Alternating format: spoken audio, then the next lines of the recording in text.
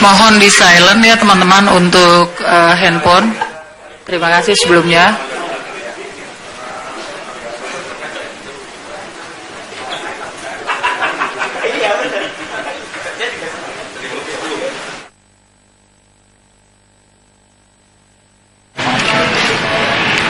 Kita lihat ini adalah persiapan konferensi pers yang dilakukan di CKS oleh Presiden Republik Indonesia ke-6 Susilo Bambang Yudhoyono. Terlihat sudah hadir Ibas di sana yang sudah duduk bersama beberapa politisi yang kabarnya akan mendampingi Pak SBY menyampaikan konferensi pers yang harusnya dijadwalkan pada pukul 10 waktu Indonesia Barat pagi ini. Belum ada poin-poin yang didapat dari rekan kami di sana, namun kabarnya konferensi pers ini ada kaitannya dengan pertemuan Pak SBY dengan Menko Polhukam Wiranto, dan ada kaitannya juga dengan pertemuan yang berlangsung kemarin antara Pak Susilo Bambang Yudhoyono dengan Wakil Presiden Yusuf Kala, di mana seperti yang kita ketahui pertemuan Pak Susilo Bambang Yudhoyono dengan Menko Polhukam Wiranto ketika itu membahas soal keamanan dalam negeri. Pak Wiranto sempat menyampaikan pendapatnya bahwa suasana di masyarakat ini memang harus tetap kondusif. Kita sudah melihat kehadiran dari Pak Susilo Bambang Yudhoyono yang sepertinya sudah bersiap untuk menyampaikan konferensi pers. Kita saksikan bersama.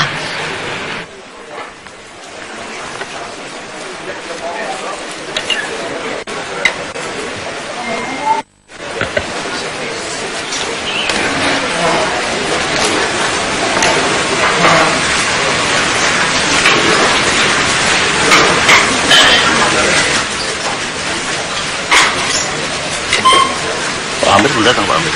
Siapa? Pak Amir. Oh, cek dulu.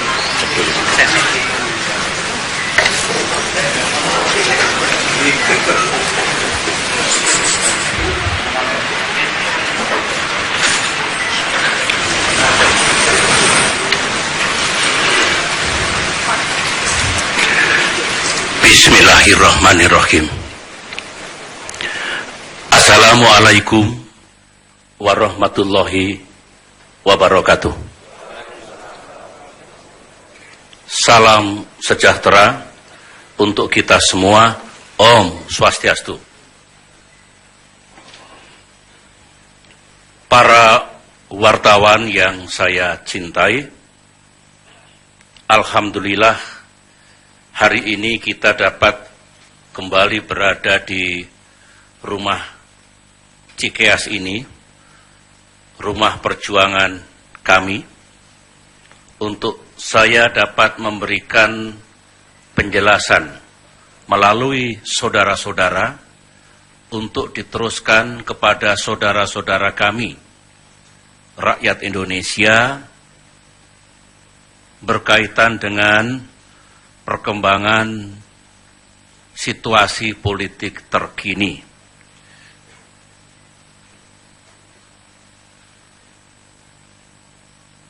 Semula penjelasan ini akan saya sampaikan kemarin di Wisma Proklamasi 41, kantor Dewan Pimpinan Pusat Partai Demokrat, tetapi saya pikir lebih tepat dan lebih baik kalau pernyataan pers ini saya sampaikan di Cikeas ini.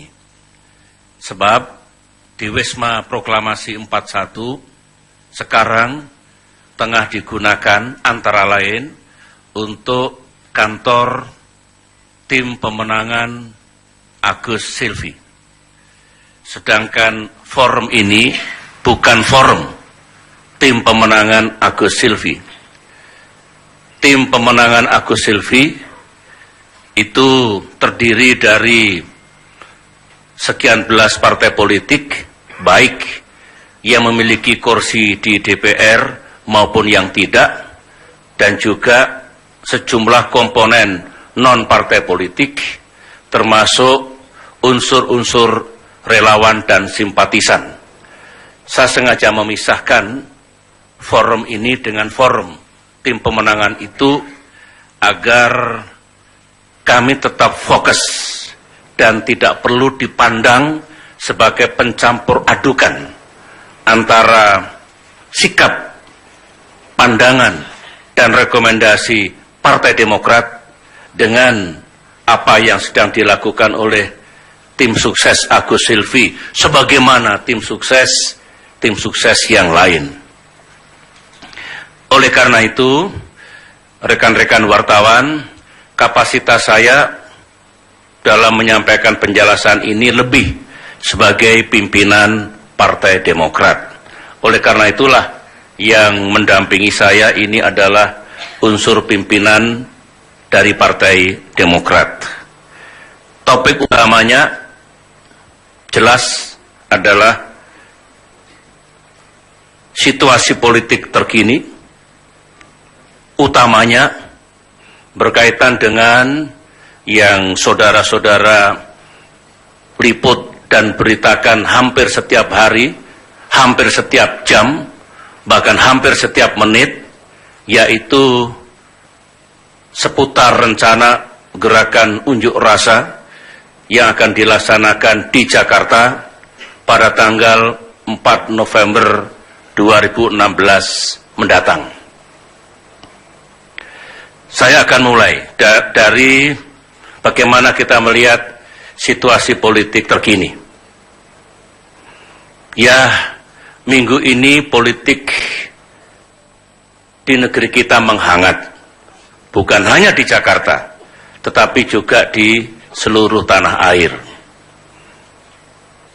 Kita saksikan hari-hari terakhir ini banyak pertemuan politik. Misalnya, Presiden kita Pak Jokowi bertemu dengan Pak Prabowo Subianto.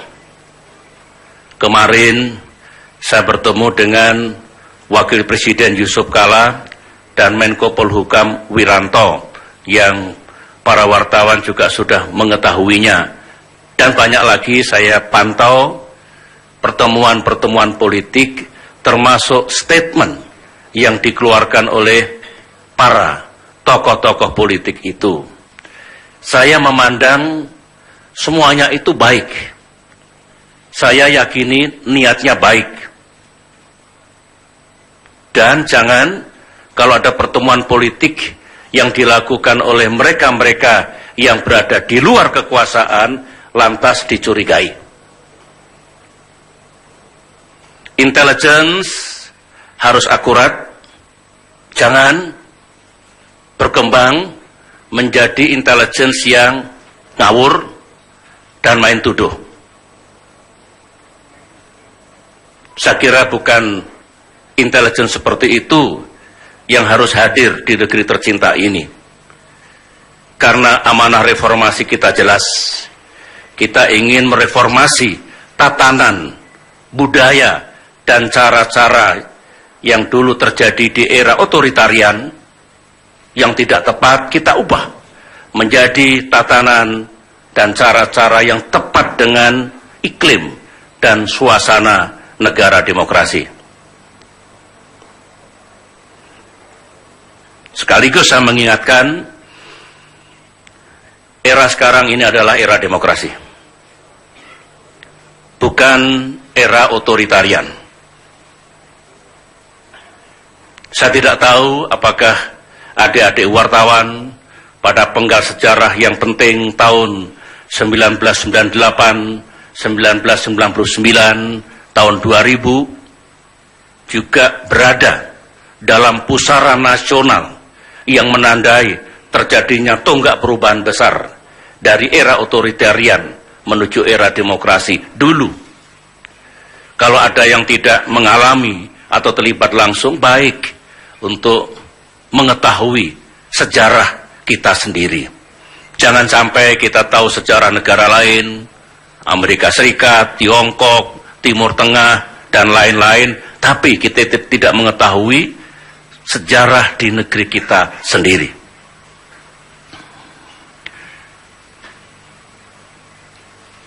masih berkaitan dengan situasi politik sekarang ini, saya juga menyimak banyak sekali seruan, boleh unjuk rasa, tapi jangan anarkis. Saya setuju, bukan hanya 100%, 300%. Itu juga seruan Partai Demokrat. Itu juga seruan SBY, yang alhamdulillah dengan izin Allah memimpin Indonesia selama 10 tahun beberapa saat yang lalu. Unjuk rasa di negeri ini, unjuk rasa di sebuah negara demokrasi yang tertib adalah ya unjuk rasa yang damai, yang tertib, sesuai aturan dan tidak merusak. Kalau unjuk rasa destruktif, menangis kita semua. Tidak mudah membangun negeri ini secara bertahap, bertingkat dan berlanjut. Break to break, dari generasi ke generasi. Oleh karena itu hasil pembangunan janganlah dalam waktu yang sekejap, katakanlah begitu, tiba-tiba harus dirusak. Saya setuju, saya juga menyerukan hingga hari ini dan akan terus menyerukan, setiap orang memiliki hak politik, itu dijamin oleh konstitusi, untuk menyampaikan pandangannya, pikirannya, bahkan protes-protesnya, dan dalam terminologi politik itu disebut unjuk rasa, asalkan, sekali lagi, tertib, damai, tidak melanggar aturan dan tidak merusak. Tetapi, harus ingat bagi siapapun, unjuk rasa itu bukan kejahatan politik. Unjuk rasa bukan kejahatan politik. Unjuk rasa bagian dari demokrasi. Presiden, sebagian dari saudara mengikuti, bahkan kerap memberitakan, menyiarkan, sepanjang 10 tahun, unjuk rasa ada terus. Mulai dari yang kecil, menengah maupun yang besar. Dan setiap unjuk rasa, apalagi dilakukan di depan istana, selalu saya utus staf khusus saya, staf pribadi saya, tolong dicatat apa temanya, apa tuntutannya. Barangkali ada yang perlu kita jadikan masukan, umpan balik, dan pertimbangan untuk mengambil keputusan, menetapkan kebijakan, dan mengatasi masalah pada tingkat nasional. Saya tidak alergi dengan unjuk rasa. Saya buktikan dulu selama 10 tahun. Dan meskipun 10 tahun pemerintahan yang saya pimpin, ibaratnya tidak pernah sepi dari aksi-aksi unjuk rasa, pemerintahan kami tidak jatuh. Ekonomi tetap tumbuh. Saya masih bisa bekerja. Siapa bilang tidak bisa bekerja? Kalau tidak bisa bekerja, bagaimana ekonomi tumbuh? Dan lain-lain yang alhamdulillah telah kita capai dulu. Intelligence dulu juga tidak mudah melaporkan kepada saya sesuatu yang tidak akurat. Saya senang polisi dan jajaran aparat keamanan juga tidak main tangkap, apalagi main tembak. Tadi malam saya berbincang-bincang dengan Pak Yusuf Kalla, kami generasi yang lebih tua, ingat dulu peristiwa tahun 66 yang melibatkan mahasiswa Universitas Indonesia, tahun 1998 yang melibatkan mahasiswa Trisakti. Gara-gara main tembak, terjadilah prahara maha besar yang mengubah jalannya sejarah di negeri kita ini. Kita harus pandai memetik pelajaran sejarah di masa silam.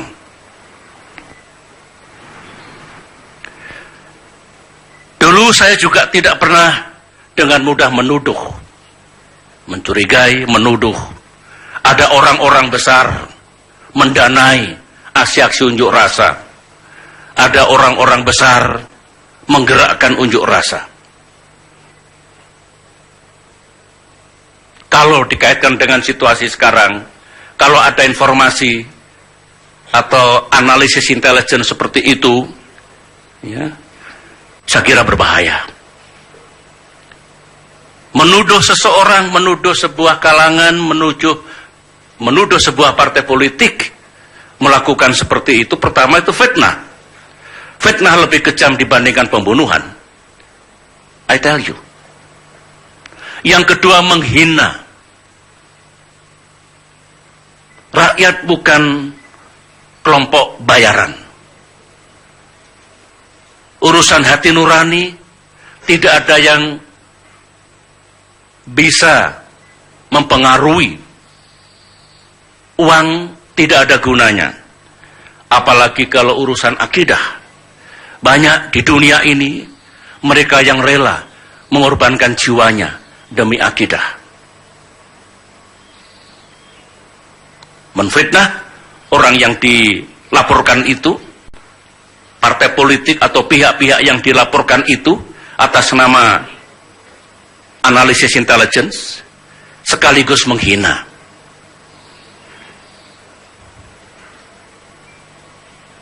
Kita tahu Arab Spring, mulai dari Mesir, Libya, Tunisia, Yemen, itu tidak ada dikatakan penggeraknya leaderless revolutions.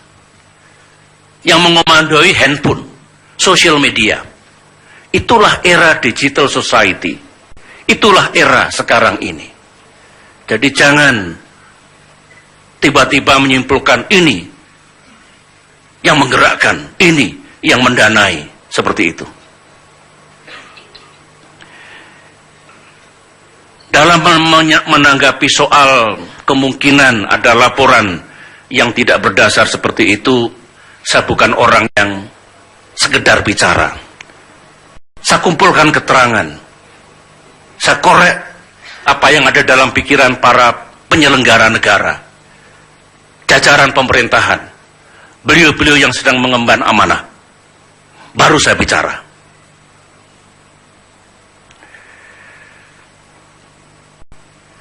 Sekali lagi, karena saya mengetahui, saya mendengar, dan setelah saya cross-check, saya konfirmasikan benar adanya. Mudah-mudahan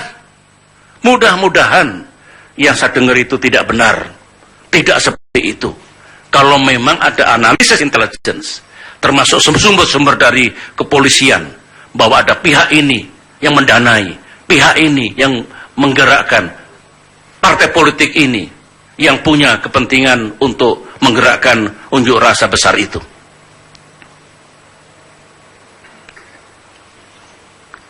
Saudara-saudara, berbahaya jika di sebuah negara ada intelligence failure dan intelligence error. Ini istilah intelligence. Intelligence failure misalnya, laporannya itu berlebihan atau kurang. Aman saja Pak, tenang-tenang saja, sudah tidur-tidur saja, ini nggak ada apa-apa. Ini paling-paling unjuk rasanya 500 orang. Tiba-tiba 50.000. Terjadi sesuatu. Semua tidak siap. There is intelligence failure. Kalau intelligence error, analisisnya bengkok. Datanya tidak ada, faktanya tidak ada, dikait-kaitkan. Ambil sumber sosial media, termasuk buzzer. Dianalisis, pasti ini yang menggerakkan. Pasti ini yang mendanai. Itu intelligence error. So, it is very, very dangerous. Kehidupan bernegara dipenuhi dengan info, laporan-laporan, bisikan-bisikan, ataupun yang mengatakan dirinya sebagai intelligence report.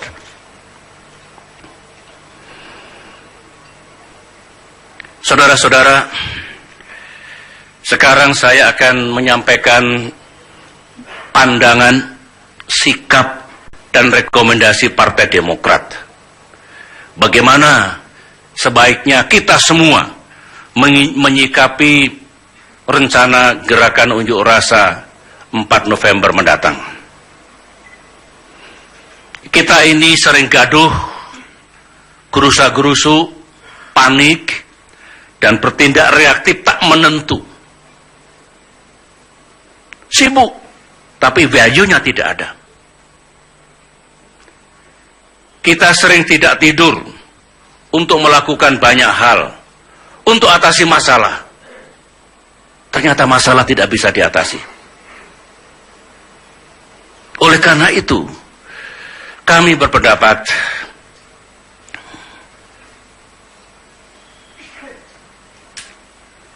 dengan apa yang terjadi, yang bergulir sekarang ini, dari hari ke hari, dari jam ke jam, saya pantau, saya dengarkan, saya analisis, saya punya insting dan naluri. Yang terpikir barangkali, yang dilaksanakan barangkali bagaimanapun unjuk rasa harus kita cegah. Harus kita gembosi. Sekat, tutup di luar kota Jakarta. Jangan sampai ada yang masuk dari daerah-daerah, dari provinsi yang lain. Langkah-langkah itu boleh dikatakan tidak salah. Tidak salah dalam arti akan jauh lebih baik. Tidak perlu harus ada unjuk rasa. Apalagi unjuk rasa yang besar, apalagi yang bisa anarkis, tetapi masalah selesai. Sepanjang masalah itu bisa diselesaikan, itu yang terbaik, nilainya 100, A+. Mari kita bertanya sekarang, sebenarnya apa masalah yang kita hadapi ini?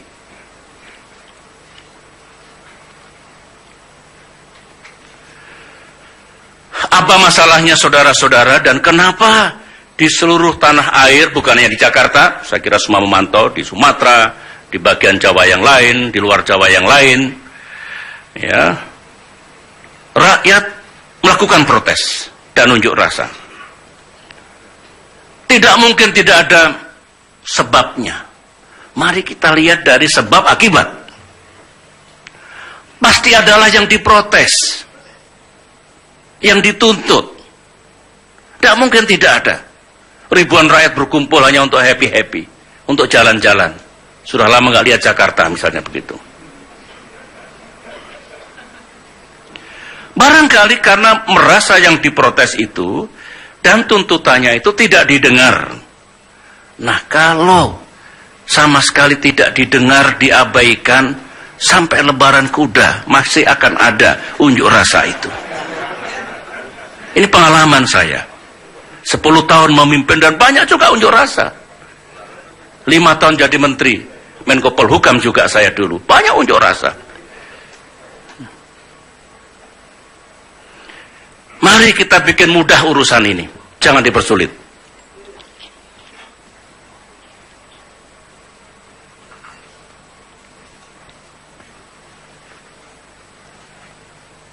Minta maaf.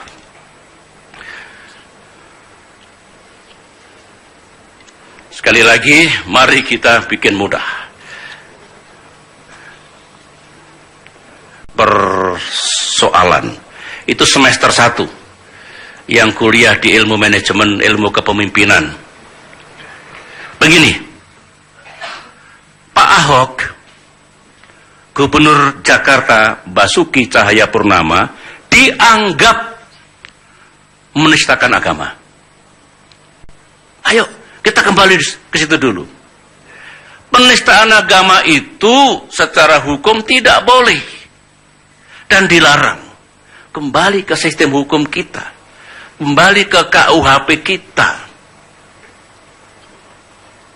Di Indonesia sudah ada jurisprudensi, sudah ada presiden, sudah ada penegakan hukum di waktu yang lalu menyangkut urusan ini. Yang terbukti bersalah juga telah diberikan sanksi. Jadi, kalau ingin negara kita ini tidak terbakar oleh amarah para penuntut keadilan, jangan salah kutip, negara ini tidak terbakar oleh amarah para penuntut keadilan, Pak Ahok ya mesti diproses secara hukum. Jangan sampai beliau dianggap kebal hukum. Ingat, equality before the law. Itu adalah bagian dari nilai-nilai demokrasi. Negara kita negara hukum. Kalau beliau diproses, tidak perlu ada tudingan Pak Ahok tidak boleh disentuh. Bayangkan. Do not touch Pak Ahok. Bayangkan. Nah, setelah Pak Ahok diproses secara hukum, semua pihak menghormati. Ibaratnya jangan gaduh. Tegah tekanan dari manapun. Baik tekanan yang mengatakan, ini kepada penegak hukum ya, tekanan yang mengatakan, pokoknya Ahok harus bebas. Atau tekanan, pokoknya Agus ulangi. Pokoknya Gubernur Ahok harus dinyatakan bersalah. Tidak boleh, serahkan kepada penegak hukum. Apakah Pak Ahok tidak bersalah nantinya? Bebas. Atau Pak Ahok dinyatakan bersalah. Jangan ditekan, biarkan para penegak hukum kita bekerja. Begitu aturan mainnya, begitu etikanya. Nah, boleh rakyat mengikuti dan mengawasi proses penegakan hukum. Begitu. Berarti bola sekarang ada di penegak hukum. Bukan di jalan-jalan raya. Bukan di tangan Pak Jokowi. Bukan di tangan para pemimpin organisasi massa Islam. Bukan di Partai Demokrat, partai manapun. Bola sekarang ada di penegak hukum. Jutaan mata rakyat Indonesia memandang, mengikuti, melalui media tradisional maupun melalui media sosial. Bahkan percakapan di lingkungan Polri, di lingkungan kejaksaan, di lingkungan pengadilan atau penegak hukum, para hakim, ataupun di jajaran pemerintahan di era keterbukaan dan di era digital society sekarang ini dengan cepat menyebar. Hati-hati. Hati-hati. Nah, harapan Partai Demokrat, saya kira harapan rakyat juga begitu, penegakan hukum haruslah fair, transparan, dan adil. Jangan direkayasa. Jika proses penegakan hukum berjalan benar, fair, transparan, dan adil, dan tidak direkayasa, rakyat harus menerima apapun hasilnya. Pak Ahok bisa terbukti bersalah, sebaliknya Pak Ahok bisa juga terbukti tidak bersalah. Dengarkan kesaksian pihak-pihak yang patut memberikan saksi. Saksi ahli, siapapun, silahkan. Ayo kita mendidik diri kita semua dengan menghormati proses penegakan hukum. Hukum sebagai panglima, dengan catatan para penegak hukum amanah menjalankan tugasnya dengan benar, tanpa tekanan dari siapapun. Harus kita terima apapun hasilnya. Setelah ada putusan pengadilan, mungkin ada yang puas, bukan mungkin, saya kira pasti ya. Ada yang puas, ada yang tidak puas. Nah, kalau tidak puas, ada aturan mainnya. Bisa naik banding. Pihak yang berhak untuk naik banding. Sampai ke kasasi, sampai ke PK. Ada aturannya, terbuka. Begitu. Itulah justice system yang harus dihormati dan dijalankan. Lantas ada yang pertama, ada yang bertanya, harus minum ya, kalau ada salah-salah Kata berarti kurang minum ini.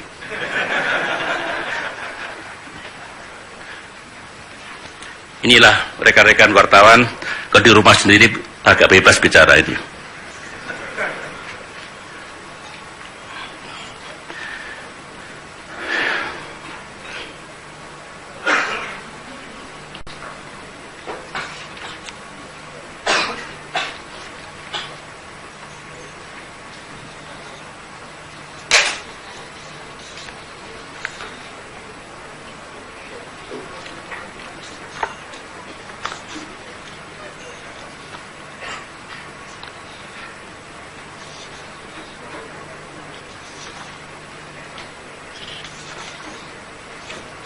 Baik, saya lanjutkan dulu. Ya, mungkin ada yang berkomentar begini. Nah, kalau begini berarti ada motif politiknya dong. Wong Pak Ahok ini sedang jadi calon gubernur, kok tiba-tiba harus dilakukan proses hukum. Berarti ada politiknya, berarti tidak fair, berarti mengganggu beliau untuk menjalankan tugas sebagai calon gubernur. Bukan sebagai gubernur.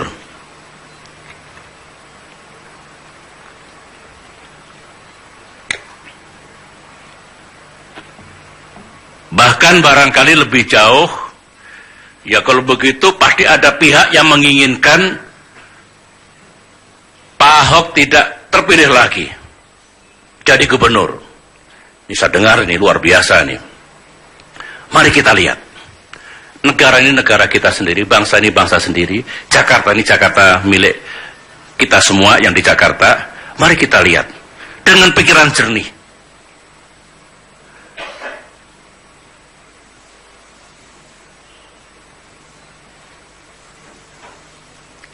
Apa yang diucapkan oleh Pak Ahok, yang dilakukan oleh Pak Ahok berkaitan dengan surah Al-Maidah ayat 51, sebenarnya bukan pelanggaran aturan KPUD, bukan termasuk aturan kampanye ansih. Kalau ditarik-tarik, ya ada juga kaitannya. Tapi sebetulnya bukan di situ letaknya. Tetapi ini berkaitan dengan pidana. Baik ada atau tidak ada pemilihan gubernur, masalah ini tetap harus diselesaikan. Begitu. Tolong dipisahkan.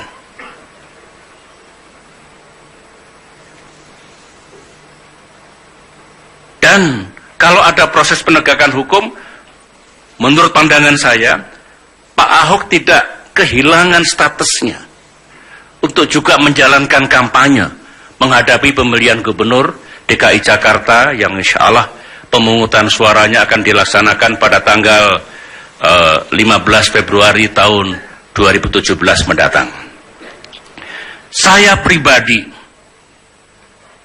Partai Demokrat berpendapat, tolong rekan-rekan wartawan, jangan dipenggal-penggal statement saya ini.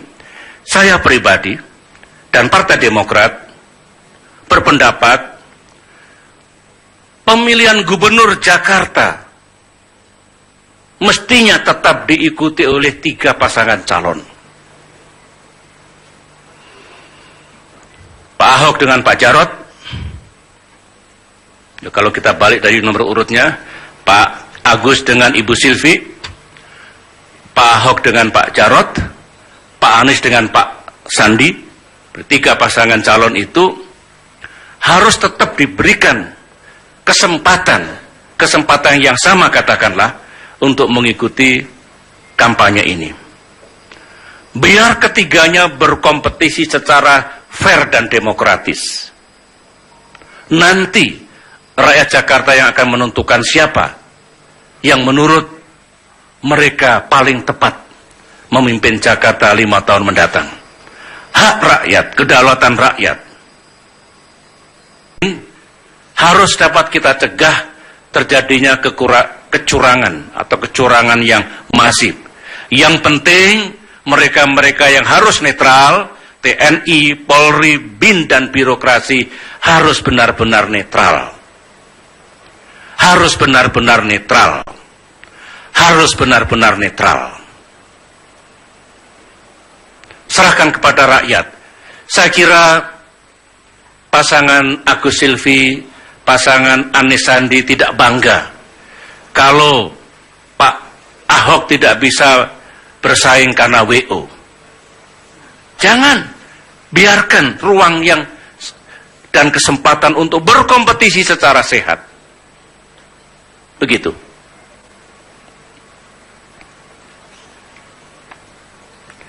Saudara-saudara, itulah pandangan dan usulan sederhana dan tulus dari Partai Demokrat. Kami tidak ingin, Partai Demokrat tidak ingin masalah politik, masalah sosial, masalah agama, dan bahkan bisa menjadi masalah keamanan ini tidak dapat diselesaikan dengan baik, lepas kendali, sehingga bisa menimbulkan situasi yang lebih buruk. Kita ingin negara dan pemerintahan terus bekerja dengan baik. Kita ingin Pak Jokowi terus melaksanakan tugasnya dengan baik untuk kita semua. Jangan sampai saudara-saudara, 250 juta rakyat Indonesia nasib dan masa depannya disandera oleh urusan satu orang.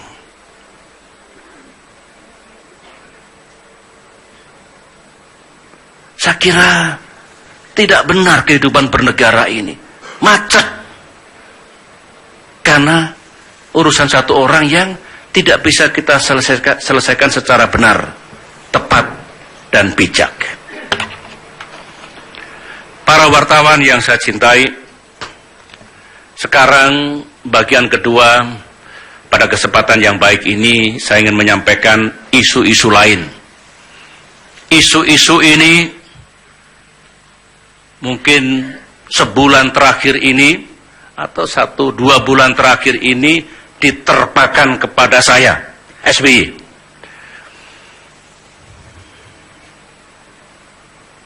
Pertama, tentang TPF Munir. Masih ada yang mengejar, mencari-cari, dan terus menimpakan kesalahan kepada SBY pribadi. Bahkan katanya SBY harus diperiksa oleh Jaksa Agung. Saya membaca statement Menko Polhukam Pak Wiranto, ditulis besar-besar di media massa, tidak ada instruksi Presiden untuk mengusut SBY dalam kaitan TPF Munir. 2 hari setelah itu saya menerima pesan dari jajaran Jaksa Agung bahwa pihaknya ingin bertemu dengan saya.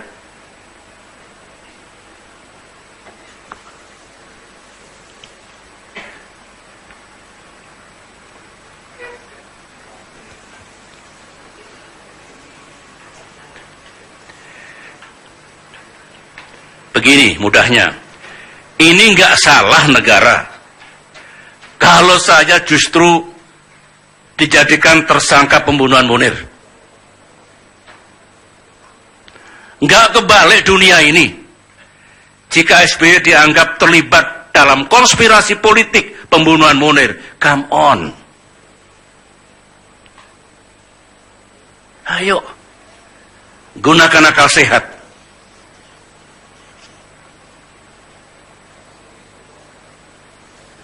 Semua punya akal sehat, rakyat punya akal sehat. Penegakan hukum menyangkut kasus meninggalnya almarhum Munir, aktivis HAM Indonesia, di era pemerintahan yang saya pimpin, utamanya yang dilaksanakan oleh para penegak hukum, sudah saya jelaskan terang benderang. Bapak Presiden Jokowi juga telah mengetahui rekomendasi TPF Munir, meskipun kopi pertamanya masih dicari disimpan di mana, tetapi kopi dengan isi yang sama juga sudah didapatkan dan kita serahkan kepada Mensesnek untuk dilaporkan kepada Presiden Jokowi apa rekomendasinya dan apa pula sesungguhnya yang sudah dilaksanakan oleh pemerintahan yang saya pimpin dulu. Bola ada di tangan pemerintahan Pak Jokowi sekarang ini. Bola ada di tangan para penegak hukum yang sedang mengemban amanah sekarang ini. Kalau menganggap yang dilaksanakan oleh para penegak hukum di era saya dulu belum rampung, harus diteruskan, dilanjutkan, sepenuhnya hak beliau. Jangan digeser masalahnya. Kopinya mana, kopinya mana. Sudah dilegalisasi oleh mantan ketua TPF, Pak Marsudi Hanafi, dicocokkan juga dengan anggota TPF yang lain, ya itu isinya.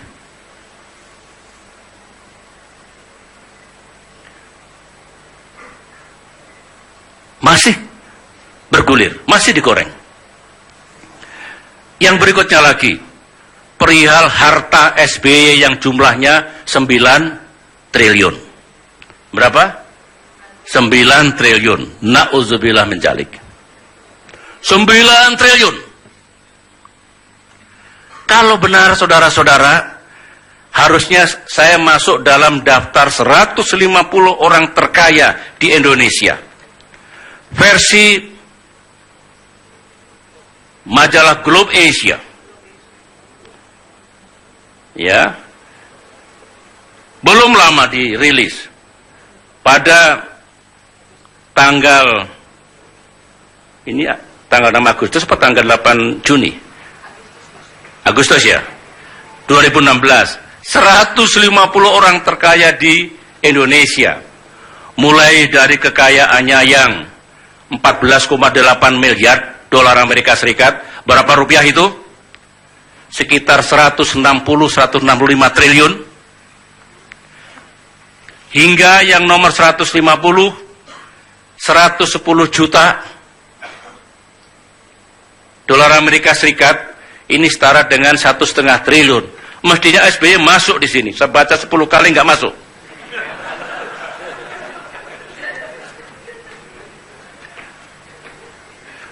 Ada yang ketawa, ada yang tidak ketawa. Katanya, berita 9 triliun ini pertama-tama disampaikan, disiarkan oleh sebuah televisi.